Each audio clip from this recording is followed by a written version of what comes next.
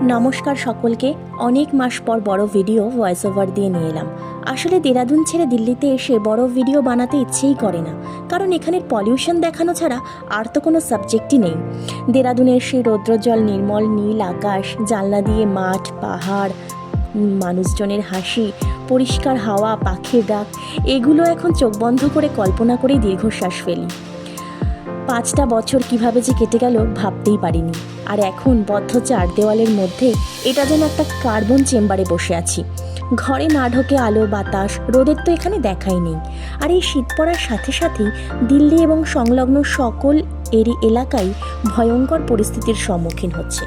বাতাসে carbon dioxide, sulphur dioxide, silver, carbon monoxide, না জানি আরও কত কি মিশে আছে, যা প্রতিনিয়ত আমাদের শ্বাস প্রশ্বাসের মাধ্যমে ঢুকে লাংস, হার্ট, কিডনি, স্কিন সব কিছুকে ক্ষতিগ্রস্ত করছে।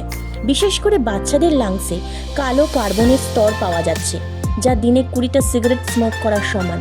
আর এখানে আসার পরে সর্বক্ষণই ছেলের সর্দি কাশি লেগেই রয়েছে, কারণ বাচ্চাদের মধ্যে এখানে সাইনাস, অ্যালার্জি, সর্দি কাশি মানে সবসময় থেকে যাচ্ছে প্রত্যেকটি বাচ্চার ক্ষেত্রেই, এবং সেটা কমার কোনো আশাই নেই।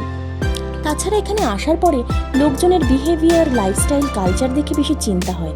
মানুষের মধ্যে কোনো কনসিয়াসনেসই নেই। যেখানে সেখানে মলমূত্র, নোংরা আবর্জনা, ময়লা প্লাস্টিক পোড়ানো, এবং সবচেয়ে ক্ষতিকর জিনিস যেটা দেখি যে সব সময় স্মোকিং। মানুষজন এখানে বাচ্চা, বয়স্ক, স্কুল, হসপিটাল কিছুই মানে না, সারাদিন স্মোকিংই দৃশ্যমান রাস্তাঘাটে।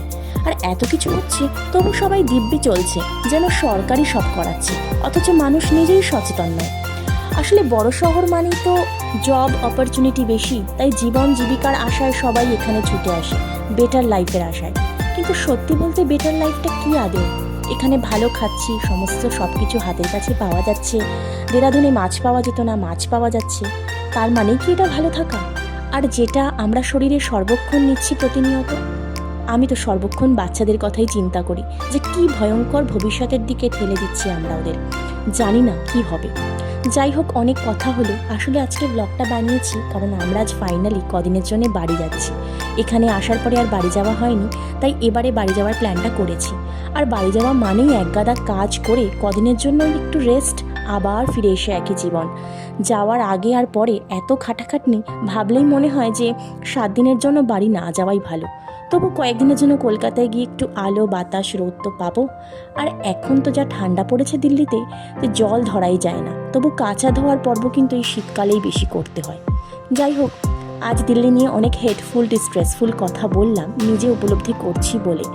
আর নানান ভিডিও খবর তো প্রত্যেকেই দেখছে, কারণ ইনস্টাগ্রামেও কদিন আগে আমরা দেখেছি যে একটি জায়গায় আলো পড়ছে বলে বাতাসের মধ্যে কত যে ধোঁয়া ধুলো ঘুরছে, এবং বাতাসের স্তরটা ভারী হয়ে বাতাসকে একদম ছেয়ে রেখেছে, সেটা পুরো দেখা যাচ্ছে ওই স্ট্রিট লাইটের নিচে।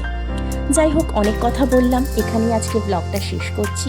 আবার ফিরবো নতুন ভিডিও নিয়ে, এবং আবার আসবো নতুন কিছু নিয়ে। নমস্কার।